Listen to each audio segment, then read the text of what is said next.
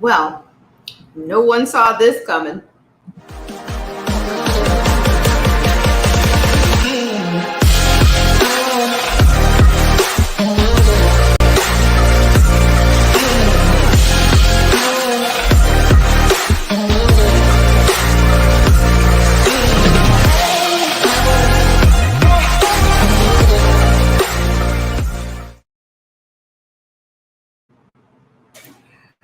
All right, guys, and thank you so much for tuning in to this segment of Black Spring with Autumn. Hope you guys are doing well out there. So I seem to not be able to get Chicago out of the out of the cycle, but it's there, and I'm glad you guys are here. Hello, AZ Infidel. Hello, Latina A, Callie. Uh, yeah, can't I'm gonna show you some footage of a situation that's going on there. I'm going to show you some YouTube videos, but we've seen already. We knew that this was, we kind of knew this was coming, right? Did we not know? But first, let's check our status. It's important to know your status in the words of it's important for you to know your status.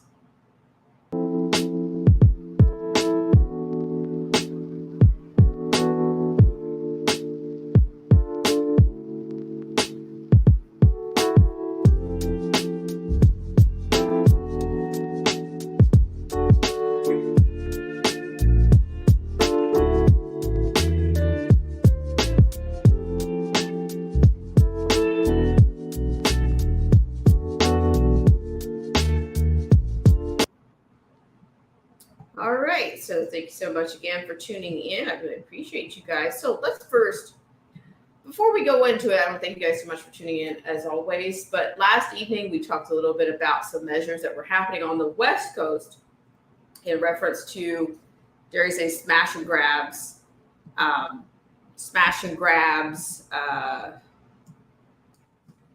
in California, the culture of that.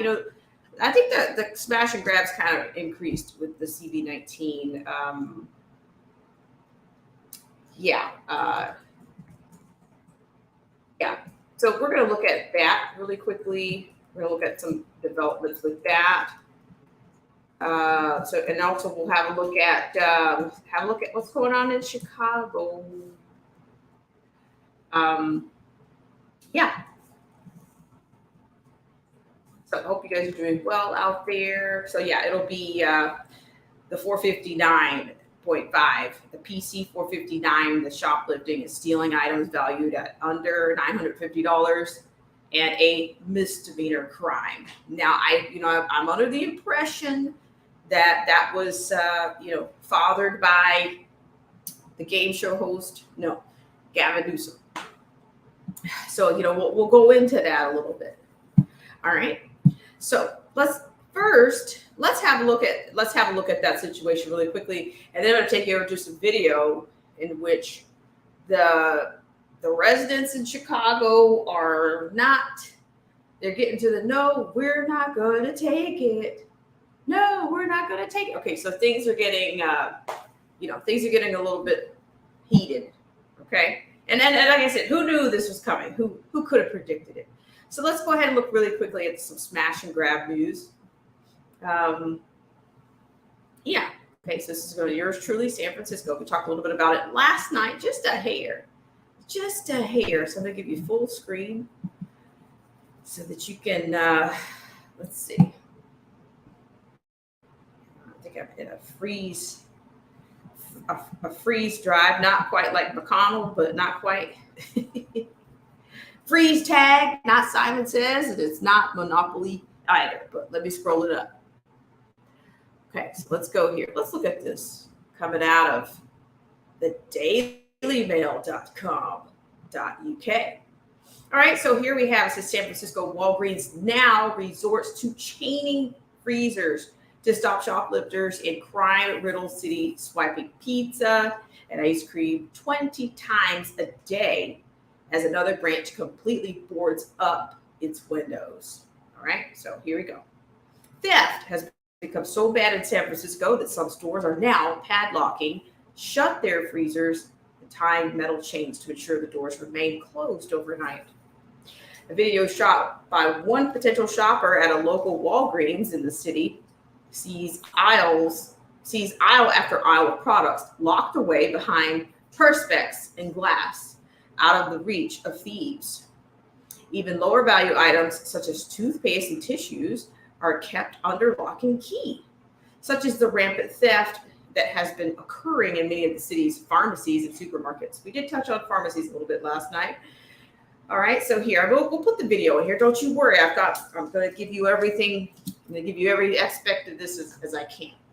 At one particular location on 16th Street and Gary Boulevard, the freezer doors are entirely chained up, with staff concerned the thieves will come into the store overnight to empty the contents. Shop workers have already reported a problem with thieves coming into the store as many as 20 times a day to fill their bags full of products, including items that need to be kept at cool temperatures, such as frozen pizza and ice cream. Okay. So, but I told you guys once before that that in some Walgreens, even in North Georgia, they have started putting posters, so you can only imagine what's back. You have to trust that. You have to assume that your item or your favorite brand is behind this poster. So there's actually posters on this glass that you don't see the actual product until you actually wave your hand. So, but I digress. Let me keep going here. So you can see the chains, right? All right. Okay. This is okay. All right. So let's keep going here. The problem of such wanton theft is not unique to San Francisco. Other big cities across the nation, including in New York, have also been dealing with the problem over the last few years. In some cases, it has left pharmacy chains no option but to leave areas completely, as the massive thefts hurt the bottom line. The pictures of chained up merchandise marks a new low point, with stores risking alienating legitimate loyal customers who can no longer be bothered to go through the rigmarole of having to summon staff simply to grab something off the shelf. The local branch of Walgreens in San Francisco is completely boarded up, although still open, and was recently the scene of a fatal confrontation between a homeless trans woman and a security guard. All right, so you see this? You see your makeup. Makeup is kept under lock and key in the store, and the customers need a staff member to unlock it. I've been seeing things like deodorant and, it's just armpit towels. Like, this is. Yeah, I think you're picking up what's going on. Look at all of that. As if, okay, you see what I see there. Virtually every item is being locked is behind locked perspex shelves. Okay. All right. So customers now need staff members to help them retrieve items off the shelf. And that takes time, right? That's a whole nother job. So according to this, boxes of hair dyes, which retails for around $10 a box, are unable to be taken off the shelf without a staff member coming to unlock the perspex protector. Seems to me that's going to be a point of robbery, like where you got the Brinks truck or whatever. This is to me it's happening across the country. It's not just in these metro bookend cities, major cities in the U.S. Okay, according to this, similar scenes appear to be playing out at stores across California, across San Francisco Bay and Vallejo. A supermarket, desperate to slow the constant shoplifting that has plagued it, has installed giant metal barriers at exits to stop the thefts. Safeway recently added metal emergency exit gates in front of one of the entrances that warn an alarm will sound if thieves try to leave the building. The Vallejo store closed a second entrance, and other locations are said to be following suit to deter thieves. Some Safeway locations installed exit bars months ago, as one shopper took to Twitter to show one store going to the extreme, blocking off closed checkout lanes with large metal gates, as well as lining pathways leading out of the store with obstructions as well. Okay, so I just think you're getting to be rough, right? So let's keep going here. Bars everywhere, multiple security guards You have to scan your receipt for the gate to open in order to exit. And if you don't buy anything, an employee has to open the gate to let you out. A Twitter user remarked earlier this year regarding an Oakland Safeway store. Many cities in California have dealt with high crime rates and homelessness as liberal policies have done little to stem the problems. That has caused people to move out of the state and hurt economic activities in some downtowns, including San Francisco. San Francisco has greatly been impacted by major businesses packing their bags after the streets have been taken over by the homeless and drug addicts, which has fueled crime. Tourism is down by 16% from pre-pandemic levels, and workers have abandoned their offices to work from home, and stores are emptying out. In its place, some 7,000 homeless have descended on downtown areas and tourist traps.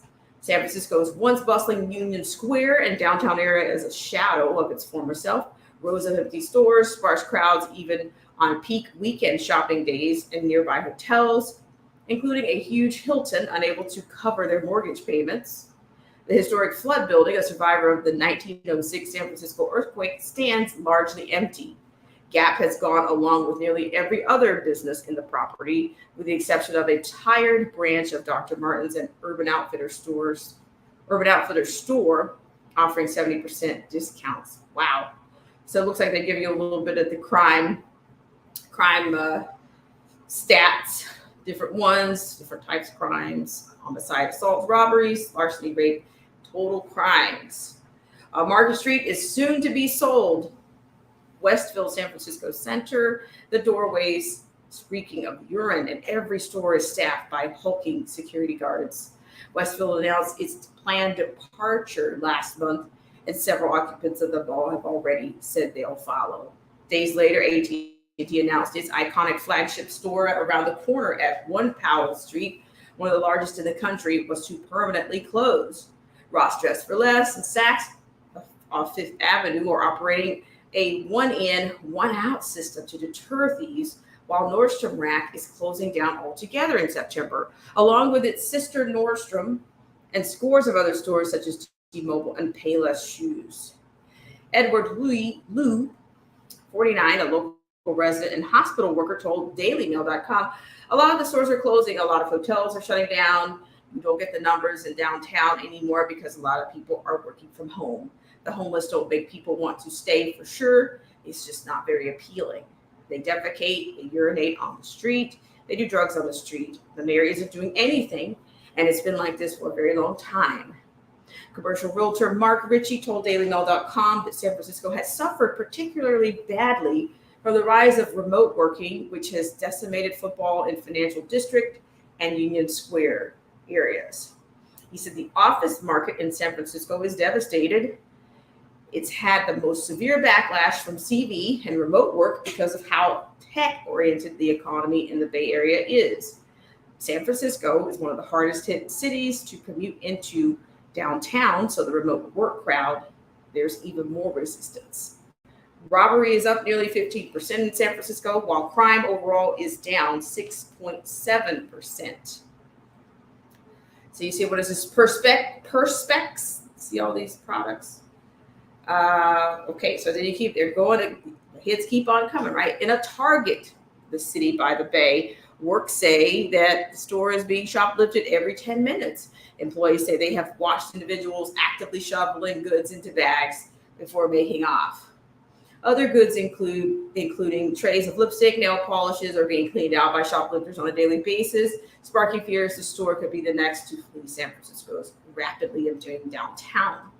One worker inside the store at the Metreon, a shopping mall near San Francisco's Union Square, told the San Francisco Standard, every 10 minutes you see it. Look in some corner of the store and you'll see people shoveling stuff into a bag, food, cosmetics. An anonymous worker told the news site, it's sad seeing it that someone has to steal diapers for their kid. According to the news site, staff members said they regularly see people who appear to be homeless taking food and sometimes eating it in the store. Another worker said they see empty candy bar wrappers, cans of soda, and occasionally liquor bottles around the store. They said, I understand they need to eat. According to one worker, aluminum foil and over-the-counter contraception pills are sought after by shoplifters.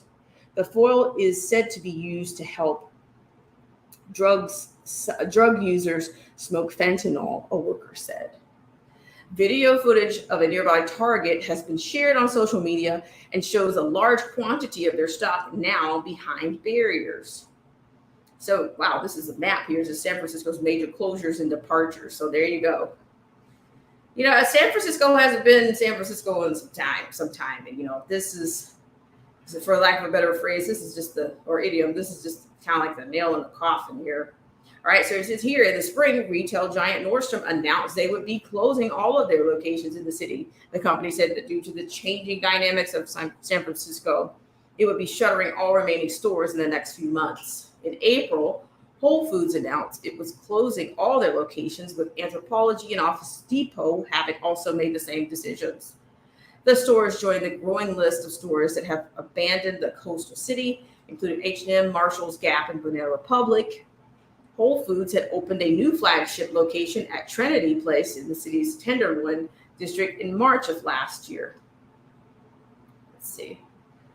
All righty. So then here we have a little bit more. The company had hoped to revitalize football after 2 years of the CV-19 restrictions severely impacted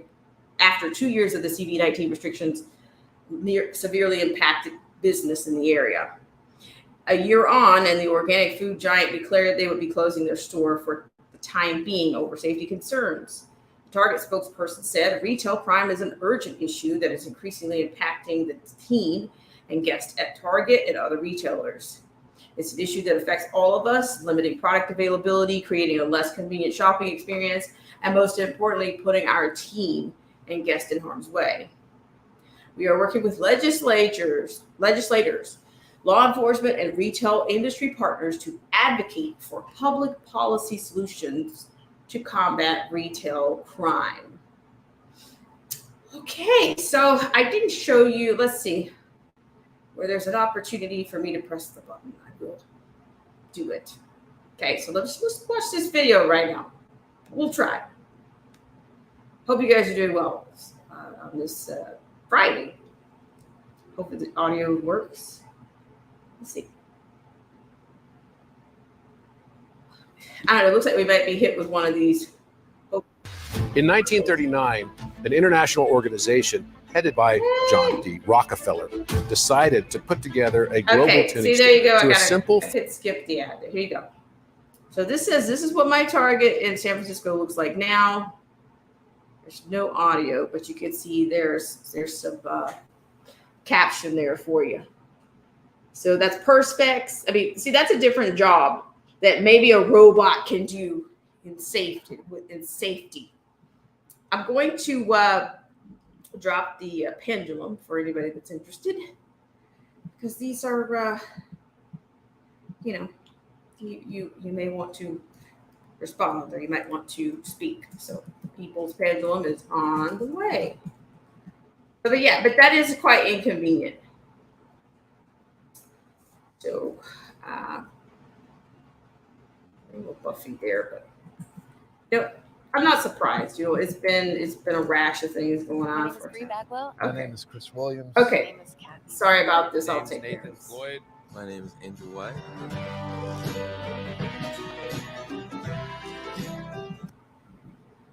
All right. Sorry about the Texas Boot Company, which I'm sure they have nice products, but not today. Okay. All right. So there's your People's Pendulum. And so I don't know. What do you guys think about that? Is anybody here in the San Francisco, in the Bay Area?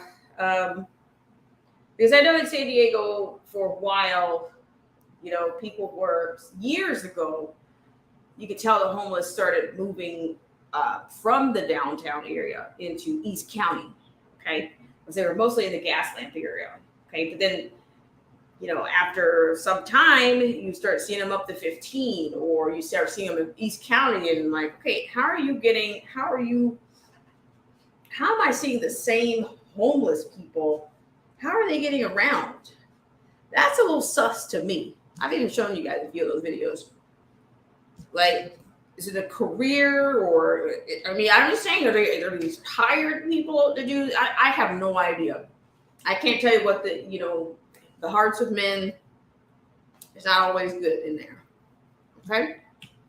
So let me just read some comments here. Latina in Cali. Gavin Newsom loves the smash and grabs.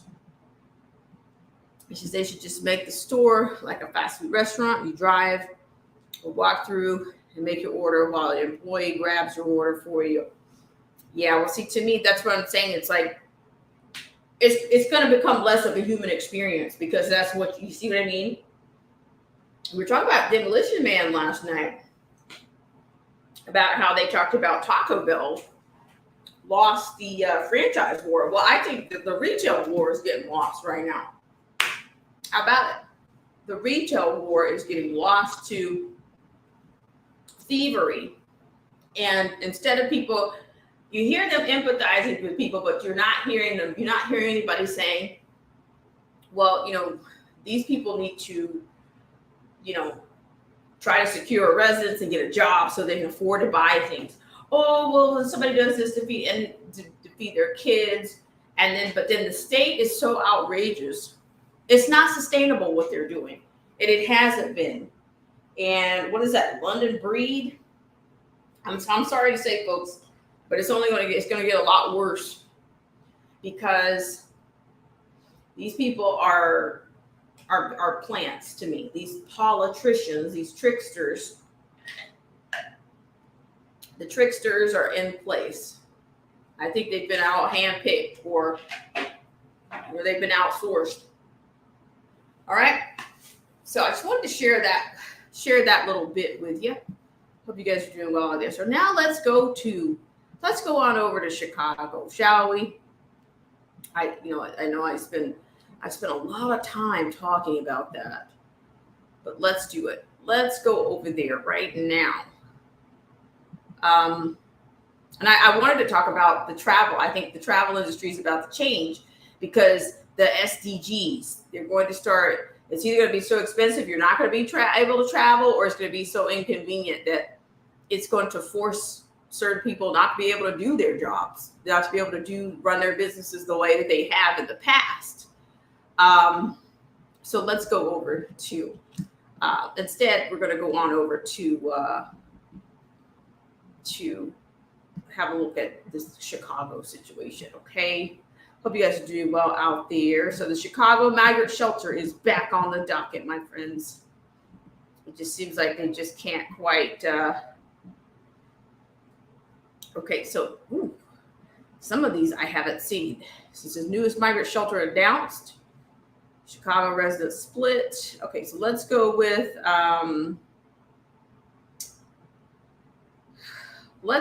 this one. And man, I mean, there's hit after hit on these, but we'll go with the Chicago to open new shelter in Uptown. No, let's go with the dark side first. Okay, sorry. Let's see if this is showing up for you. All your business needs, one single platform. Go to Wix.com and get a robust booking solution that takes your business further. Set up your services like Sorry about the Wix sites. Frustration, anger, and confrontations all on display as neighbors in Woodlawn gather to talk about what they call big problems at a nearby migrant shelter. New at 10, CBS 2 political investigator Dana Kozlov takes us through what happened. Let them talk so they have a voice. A call for order during a heated meeting at Woodlawn's Apostolic Church of God. Who's helping me? The focus, this migrant shelter in the old Wadsworth Elementary School. I would ask you all to go out there at night, in the middle of the night, and see what goes on. What's going on, according to community members, is loitering, late night partying, littering, prostitution, and at least one fight between migrants and residents. It got a little heated. Objects got thrown. But many of these residents say they no longer have any tolerance for the disruptive behavior by those seeking asylum here. It's making them feel unsafe. They disrespect us, they rob us, they harass us. And their patience is wearing thin. Let me say this. They got one more time to deal with it, because otherwise, next time they deal with it, they're going to deal with it from the streets. We're going to take over. Nobody's going to be able to stop us from what we're going to do to them. Much of the residents' anger was directed at city officials in attendance, including 20th Ward Alderwoman Jeanette Taylor, Chicago Deputy Police Chief Stephen Chung, and Family and Support Services Commissioner Brandy Knazi. At one point, police had to intervene, breaking up an argument during public comments. And that absolutely is a problem. And Alderwoman Taylor says she's now seen some of them firsthand. The people who are keeping up the trouble are the people who are kicked out of the damn shelter. All of the city officials here at this meeting promise that they are working for solutions to make the area around the shelter better for the neighborhood and consequences for those asylum seekers who are found to be breaking the rules or the law. But residents say they want to see something happen and something change immediately. In Woodlawn, Dana. Okay, now let me just chime in here. This is my question. Why would anyone that has entered a country, traveled across tons of other countries, be lawful after they get in the country? That's mind bending. You don't see it. You don't hear them say anything about deployment. Getting them kicked out. You don't see them saying anything about that. They're basically telling these people, look, they're here to stay and we're bringing them in. We're going to bring in as many as they want.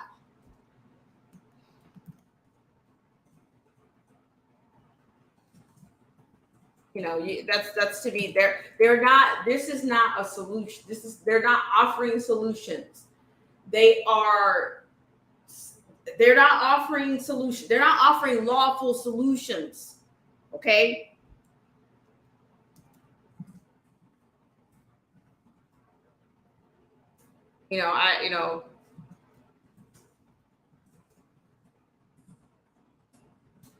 But yes, thank you so much, Latina A. I appreciate the inquiry there. I mean, that would be great. But the thing is, like I said, these people in the minions and the foot soldiers of the city government, that mayor, the whole nine, and they're not saying anything about this administration in the White House.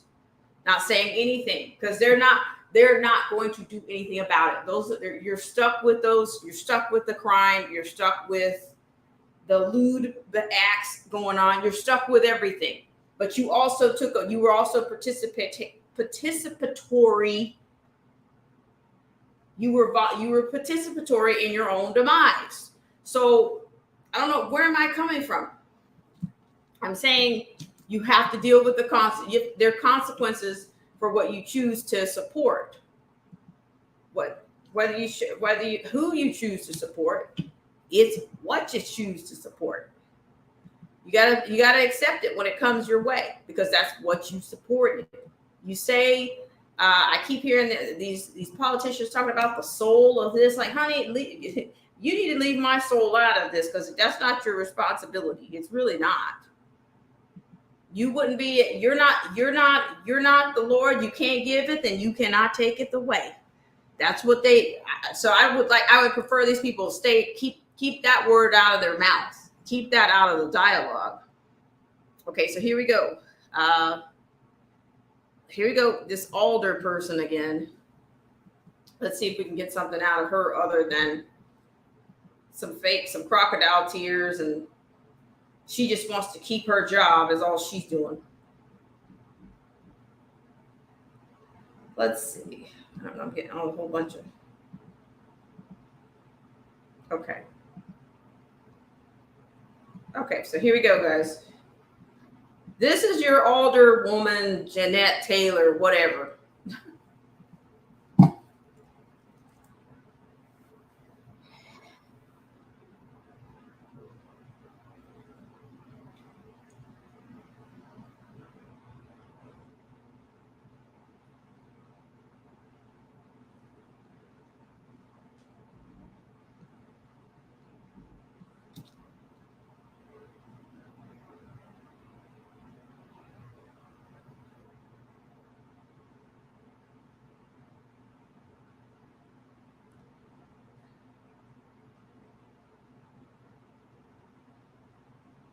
But she voted for it. She supported it. So these people talk out of both sides of their mouths, okay? It's really a case of, it's like soap opera, okay? Or it's really the WWF. And these people are just, let's go with a brawl, shall we?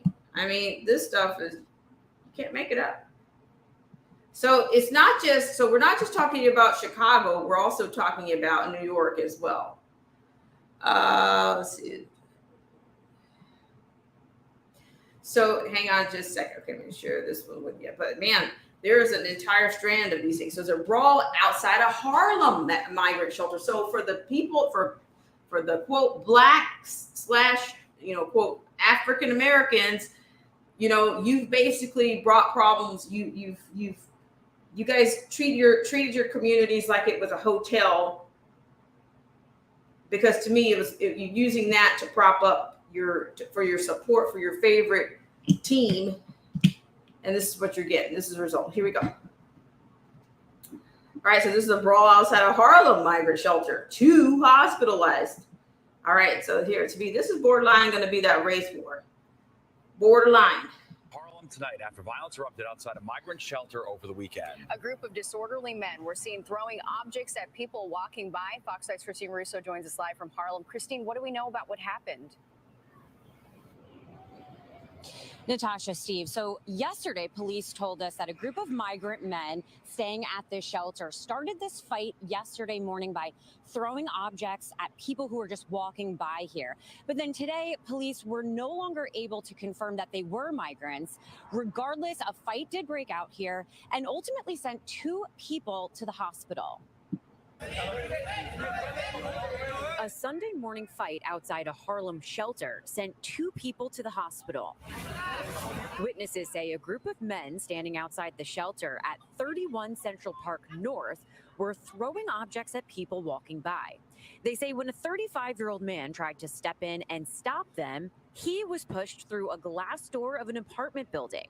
Then a 41-year-old man tried to intervene in that attack and was also assaulted by the original group. Police say both victims were treated for their injuries at the hospital. Neighbors who have lived here for years say there's been a definite change. I've had concerns in the last few months with an influx of new residents at the homeless shelter on the corner. One woman we spoke to didn't want to show her face on camera, but says since the pandemic, there's been a feeling of unease. Actually was attacked on the train down the station. Safety is not the words for New York, I feel now. The fight started outside the former Lincoln Correctional Facility, which is now being used as a temporary shelter for asylum seekers and newly arrived migrants. People who live on this block say this particular shelter isn't the one they're really concerned with, but the other homeless shelter down the block on Lenox Avenue. There's a lot of people hanging out at the homeless shelter now for the immigrants, and they don't seem to cause a problem, but the main shelter on Lenox Avenue is the one that we're concerned about for safety. Police say they did arrest one man from the group for disorderly conduct, but the others took off. We asked people what they feel is needed here. I need more cops around here. Really how we can take care of people from mental health and go from there. Police tell me that one person is still in custody and their investigation is ongoing. We're live. Do you see the resources and whatnot? They're not dealing with the crime that exists in these cities already. So they want to compact that and stack them into blacks and / African American communities. And hey, all they're trying to figure out, well, this one over here, there are 5 less people causing a disruption over there. So, they have to put that in there. Hello, Joseph Francis Burton is here. He says, I am in El Paso. Most all the asylum seekers have been busted out. Well, Joseph, the gate is open right now. Okay. So, it's not going to stop. But it's not just a Chicago problem. It's not just a New York City problem. This is going to continue. Frustration.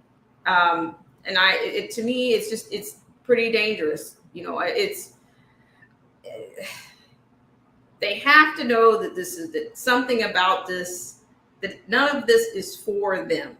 They're not doing anything for you. You're just going to get, you're going to be a byproduct of whatever it is. Okay, so here, let's go to this one. This is a community meeting held, considers the Broadway Armory. So, they're having these meetings and they're not going to, they're not really interested in the people's input. They're not, it's just, here they go, deal with it. Okay, so here you go. This is a community meeting held at. Every time I ran on the field, I'd yell. Okay. Let's go. I'm so sick of this holy O and boule and remake of everything in the past. Okay, here we go. See if we can get this. Tonight, Northside residents out making their opinions known about a plan to move migrants into the Broadway Armory. WGN's Christine Flores has more from Edgewater. Good evening. There were some tense moments during tonight's meeting from those who oppose the plan and others who support it and say it would be a great way to help new arrivals.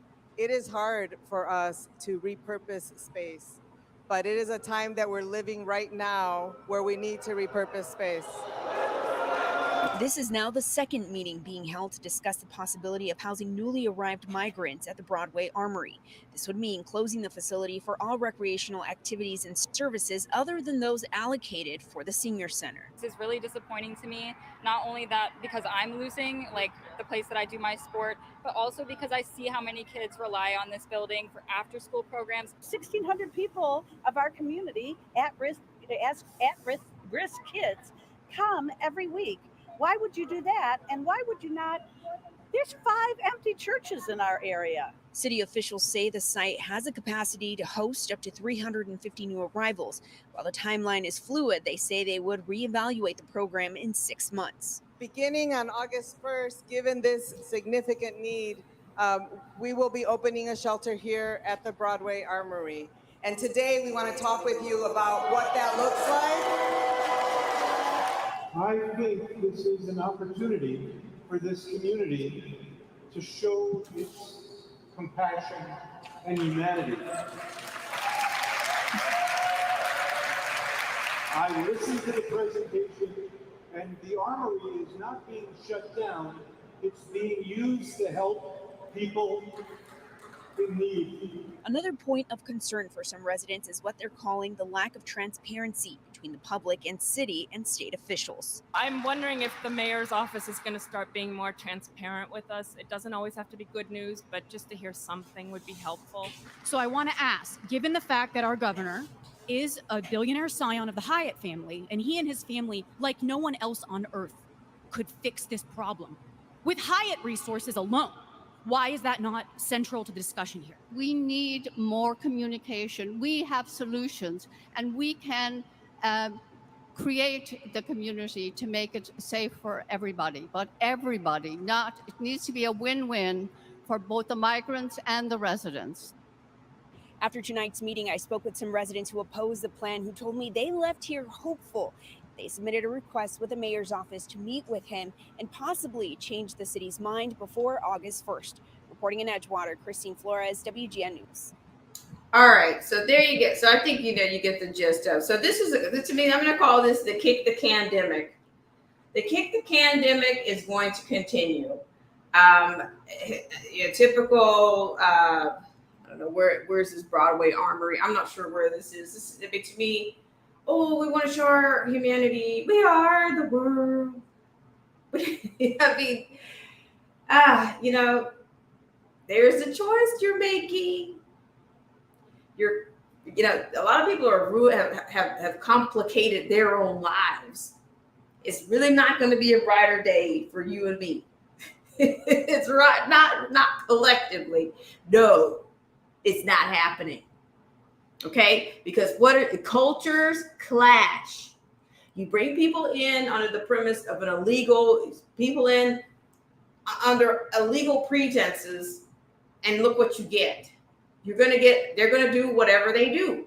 They're bringing the same crime that they claim they're fleeing from. You're going to get that. They don't know who. You see, another thing that they exposed in this, they don't know who. There's so much crime going on now, so much chaos. They don't know the difference between somebody that's here in the States, born and bred, versus somebody that just walked over here. They don't know. But the rules are for the people that actually pay the taxes here, foot the bill for all this crap, all this humanitarian and the NIMBY talk and, mushmouth talk. That's what it is. Those aren't, hey, most of the people they have not had, they just want to, say, well, we help these migrants, kind of like, well, I said Black Lives Matter and with my mocha latte and mint swirl in the drive-thru. That's what they want to be able to say. They want to be able to virtue signal. That's what they want. Virtue signaling campaigns, and the kick the pandemic just continues. Oh, well, that person's a billionaire. They can solve it because they got lots of money. Why aren't they doing it? Why aren't they solving it? Do you see that? They're not, nobody's saying these people need to be deported. They're not saying that. They're saying you got to bring them, keep bringing them. So I'm telling you, I was reading some stats the other day. They've brought more people here than 35 states right now. I mean, is this sustainable? I mean,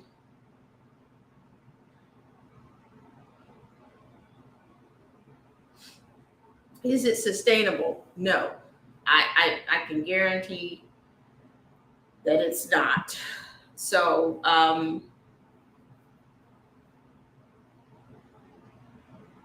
yeah, I just wanted to share some of that with you guys. So it's basically crime and different sources of crime, I guess, is the commonality.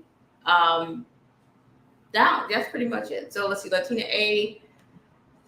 You said, why don't they bust them back to the border with their, well, but to me, this was all by design, and you hear nothing out of that White House. You're not going to hear anything. You're not going to hear anything. I've seen a story about some barriers or whatnot in the water or whatnot. So they're saying that's not, they can't do that. They're breaking international law. Well, it's like America doesn't have any laws anymore. So everybody can just do what they want. Just do what they want. And watch the Kabuki theater. Let's see.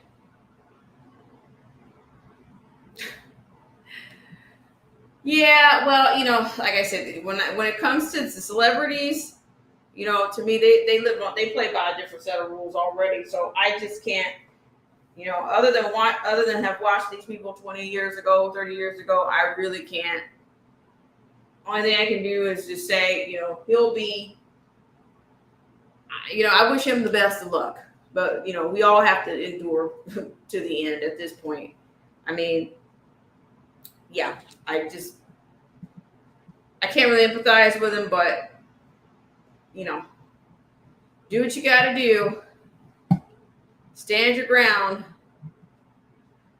Okay, so I'm going to probably go ahead and wrap this up. There's so many of these little stories out here, but it's all, you got to kind of get yourselves together and stay prepared is the best that I can say. So yeah, just hang in there. So by the way, I'm going to the Twitter. I'm not going to be promoting the actual Twitch page anymore, but I will promote Rumble as well as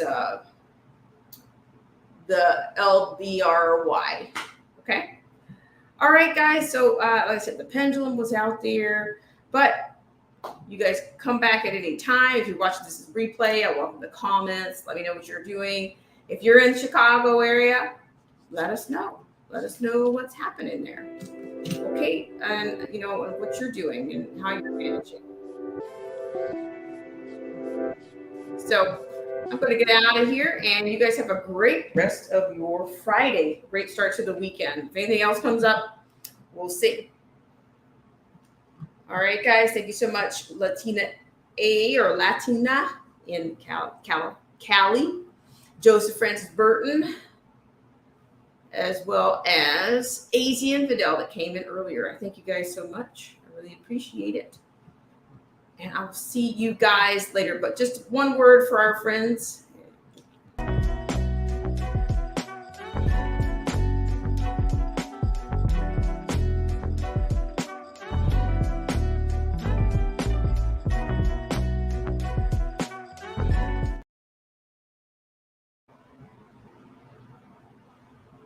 All right, guys.